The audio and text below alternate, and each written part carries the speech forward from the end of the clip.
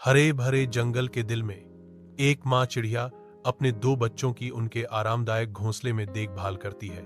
माँ चिड़िया अपने बच्चों को एक जीवंत लाल सेब देती है। जंगल की शांति भंग हो जाती है क्योंकि आग लगती है, जिससे एक हताश भगदड़ मच जाती है।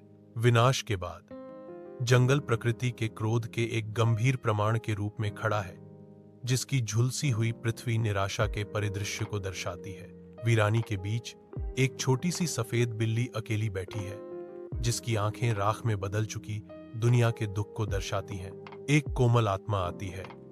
एक दयालु कुत्ता बिल्ली को सहारा देता है, सांत्वना और नवीनीकरण का एक साझा सपना पेश करता है।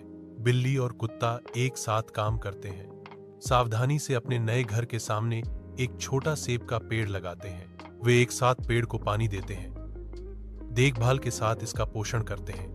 बिल्ली उदास दिखती है, लेकिन कुत्ता उसे गर्मजोशी से गले लगाकर सांत्वना देता है।